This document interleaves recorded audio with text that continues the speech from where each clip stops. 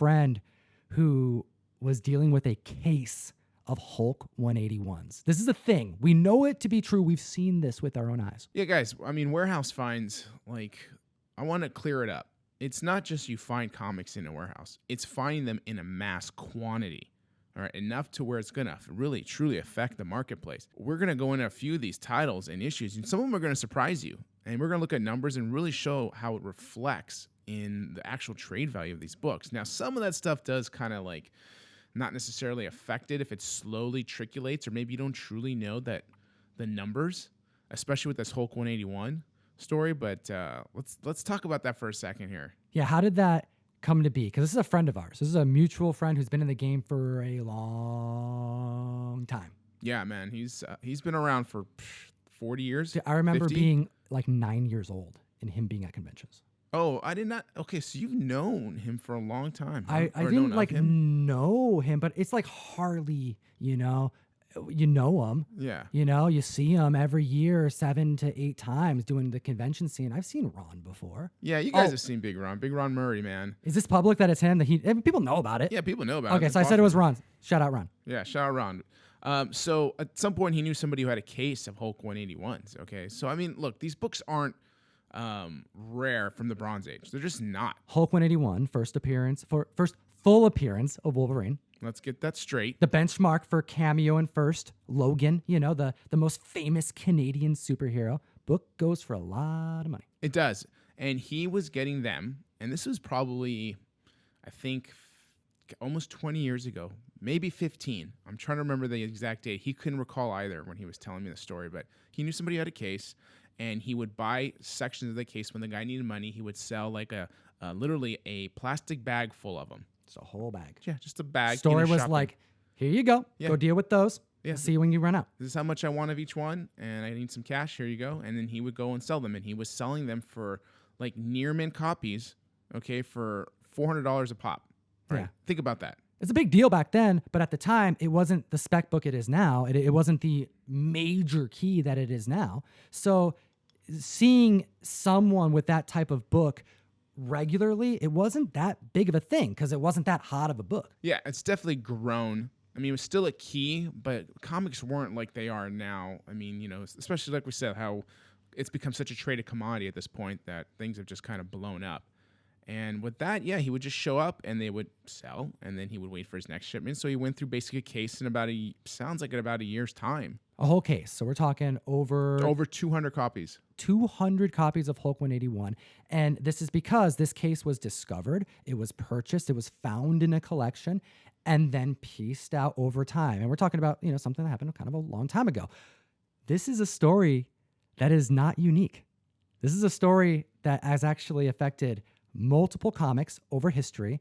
And what I find really fascinating is some comics you will find zero information on the internet about, because it's something that you know, because you walk in that con floor, you know the dealers that got them, and a lot of these stories have yet to reach the internet. So I feel like we should chat about some of the ones we know, some of the ones that are a bit more public, but some that I bet people have never pieced together. Exactly, because we talk about these. And again, some of the terminology is important because some people think about like file copies. That's not the same thing. Yeah, this isn't pedigree stuff. This No. is finding a bulk of something that has worth so much that it could affect the market once it gets out. Yeah. So let's get into that for a second here. And we're not just talking bronze. We're talking silver. We're going as far back as Golden Age as well.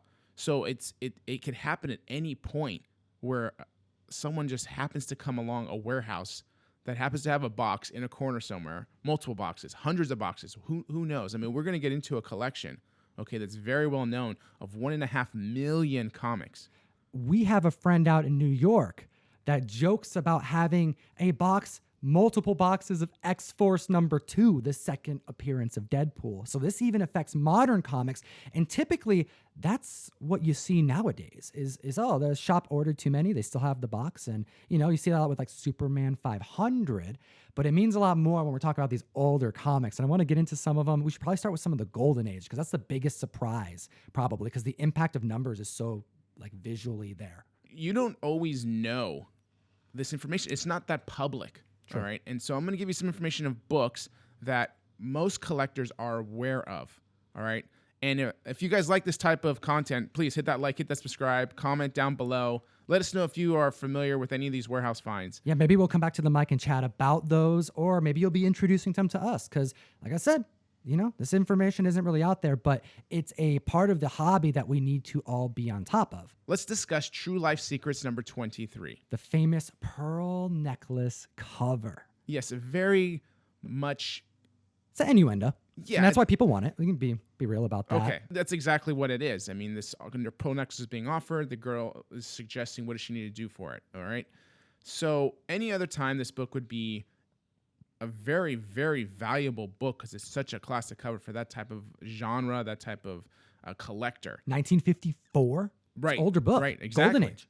And there are 75 graded copies of this book. And you're like, okay, well, that's not thousands and thousands, right? But if you look at the surrounding issues of that entire run that's been graded, I believe the highest other issue was around 7 books. So 7 compared to 75. This is a comic book that clearly is an attractive cover. It's got an innuendo. It's kind of got some scandalous stuff going on in that word bubble. So it makes sense why there'd be a lot graded, but it doesn't make sense the quantity compared to the rest of the run. Yeah, I mean, most people are going to grade classic books. It makes more sense, right? 10 times more? I don't know, maybe, but I've seen a lot of these books raw, okay? So I know there are a lot out there. There's still some on eBay listed. It's not like you can't get it, all right? And then we have some in pretty high grade as well. We have, I believe, 2 9.6s, and how many 9.4s do we have? 4. So 4 9.4s. And again, if you look at the rest of the titles, we're not hitting those type of numbers anywhere near that. And this is something dealers know. Like this book, the dealers know that there is a discount because of quantity and scarcity when it comes to this Golden Age book. And there's a lot of people who think, well, if it's old, it's worth something, right? It's old, it's scarce. Nah, not every time. And I want to get to Green Llama, issue number 7 now, because holy smokes, this book was uncovered to have more printings available to the public. This is a classic Christmas cover for this title, Green Llama. It's got some really great covers. Mac Raboy artwork as well for this one. 1946. This is almost 10 years older than the last example. Exactly.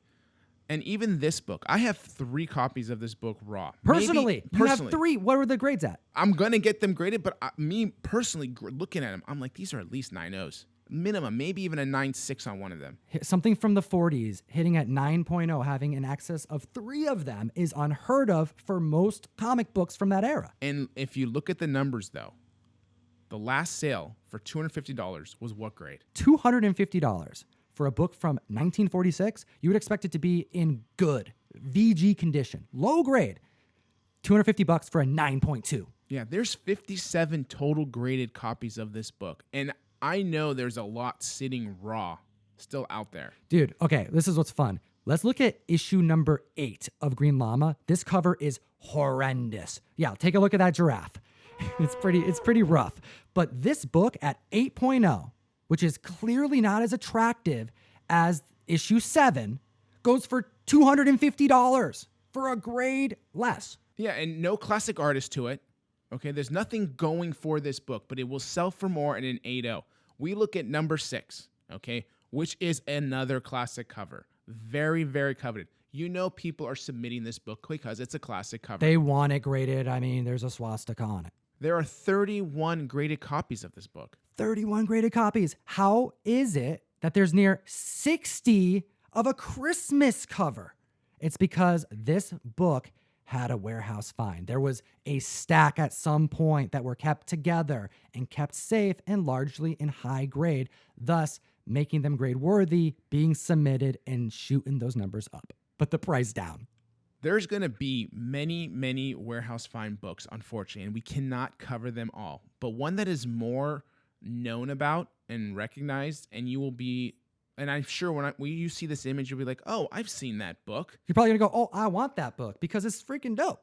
Yeah, it's The Thing, number 16. Thing number 16 is a dope cover. You kind of have like almost a Tomb of Dracula vibe going on in the back, monsters on the cover. It's horror. It's Golden Age from 1954.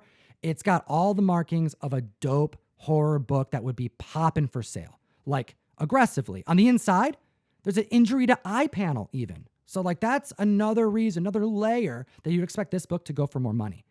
9.8s, which again is like unheard of for a grade from this era. You can buy it right now for $2,000 on eBay or best offer. This is a great 17-issue run with really a lot of good covers in it. This one is not my favorite. I'll be honest with you, okay? But regardless, that has nothing to do with it. There are 10 9/8s, and somebody bought a 9/8 last year for just over $600. That's nuts, man. Golden Age book going for $600 and multiple 9.8s available. It's unheard of, but these things happen. Now, Golden Age, it's kind of a different beast, different animal. You know, when you're dealing with that era, it was just comics weren't as collectible back then. You know, you see pictures of kids reading books and they're in stacks. It's just, it wasn't looked at as the same way as maybe the Silver Age. And then as you go into the Bronze Age, but it doesn't just stop in the gold. And we should just now take the time to talk about the Mile High 2 collection, because to a lot of the community's surprise, I'm sure, they don't know that there was a whole article, and shout out to Key Collector for actually narrating said article on his YouTube channel. But we have the Mile High Collection 2 story that's been published. Now, as far as specific comics that were dealt with in this giant warehouse find, you know, you mentioned 1.5 million comic books. There weren't many comics that were discussed. It was more about the story. But we do have some to discuss based off of that article, and also information just as being dealers in this community and hearing these stories and individuals who experience buying books from this collection at a point in history for an unheard of amount. The most famous comic Golden Age collection found, all right, was the Mile High. That's what it was named. The first one, and it's legendary. And it was named by Chuck Rosansky, That's okay? The owner of Mile High Comics in Colorado. But he found another massive collection, Mile High 2. which was named Mile High Comics 2. And this collection, as you mentioned, was enormous. Enormous. And we're talking multiple copies. And we're not talking 10, 20, 30. We're talking about thousands and thousands of copies of individual books from as early as the mid-60s. Let me read you this, and let's get X-Men Annual number 1 on screen. So to ensure when he first checked out the collection that it wasn't just, they call it salting, right? What do you do with food? You salt it, right? You put it right on the top. So if you're dealing with a collection, salting means, oh, the person is going to put some of the good stuff on top, keep the crap underneath, right? So one of the things you do when you're looking at collections is you got to dig. You got to look. Make sure there's not just Turok 1s under that collection, right? So worrying that this collection was salted, you know, kind of planned out to make it look like it was better than it was, he started digging on top of a crate. And in this article, he discusses standing on silver, and there was nothing he could do about it. In order to see the collection, he's talking about a giant deal. He's got to look down, and he's got to see what's under his feet. And let me read this quote. There I discovered an entire 1,500 comic books, and there's a question mark by it, that it could have been more, comprised exclusively of high-grade copies of X-Men Annual number 1. Even in 1985, that was a $20 book. Simple math told me that there was well over $30,000 in retail potential in that single pallet. Can you imagine finding a single pallet of one book from that era?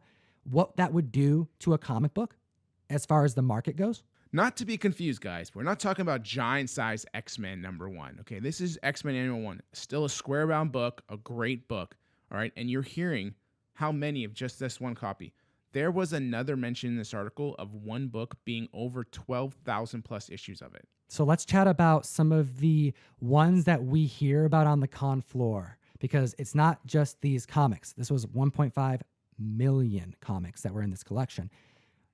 FF 44 and 48 have to be discussed. These are two keys. Obviously, 48 is much larger. 44 is first Gorgon. 48 is the first appearance of Silver Surfer and cameo of Galactus. Silver Surfer is a major book now. Wasn't as major back then, not in the 80s. I mean, it would take upwards of 30 years plus before individuals would start heavily investing in that book. We have stories, actual people who were there when this collection had come to San Diego Comic-Con. Now, this collection was bought really cheap in relation to the amount of books that were there. It's not like you paid $1 a piece, 50 cents a piece. But he had to pay for it on credit. Right. So it still cost a lot of money back then, and it's a lot of work. True. So we're talking an average, from what I understand, was like 5 cents a book, maybe less. And he had to flip them quick because like every day that you hold on to that inventory is more money being spent on the loan. He would take that to conventions and he would sell FF 44s and 48s at what price? $5. $5 a piece. Now, what does that do to the market? Let's take a look at some numbers because issue 48 is the first Silver Surfer. Issue 49 is second Silver Surfer, first full Galactus. You would think that FF48 would be more expensive, at least at a 9.8. Let's chat about some census counts and some price comparisons. Yeah, and let's even give 49 a little bit more credit. It even has the first cover to Silver Surfer. Oh, and it's my favorite of the two covers. Oh, it's your favorite of two. Okay. Hell yeah. I still like 48 better, man. Comic Fam, which is your favorite of the two covers? Put in the comment section below. So let's get hit with some real numbers here, guys. Buckle up, Comic Fam. This is crazy. We should start them with FF49. We'll start with 9.6s. Okay, let's just jump in the high end. All right, there are 14 9.6s. Okay, which isn't like a terrible number at all if you think about it. I mean, a lot of books are being graded. Okay, but there's only one 9.8. Only one, and it sold at one point for $47,000. And that was what, 4 years ago now, 2016. Let's jump to FF48. Okay, I would have assumed it's probably a more graded book. Sure. And thought maybe there's 4 to 5 9.8 copies. There are 39 9.8 FF48s that exist. With that being said, we saw multiple copies sell in 2018 of a 9.8 for FF48. Okay.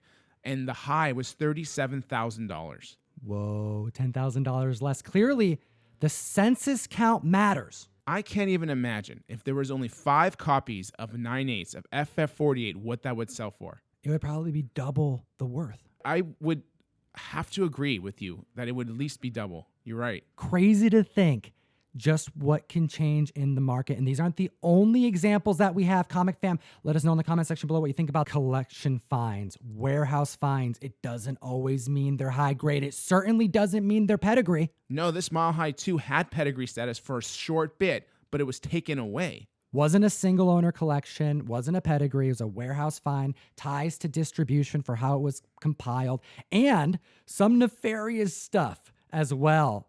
It was in its lineage suspected. Potential fraud, criminality. You guys got to read the article. It's really cool. The link will be down in the description. You can just go check it out. It's a good read. It's really interesting and something that will really captivate you, I think. But it's not always high-grade books that come out of these types of finds. Sometimes it's a lot of quantity of lower-grade stuff, but then sometimes, yeah, you get a bunch of FF48s, and upwards of half of them are 9.8. I heard that through my... That was your stomach. That was my stomach. You hear that? He's hungry for knowledge, everybody. He's hungry for FF48s, man.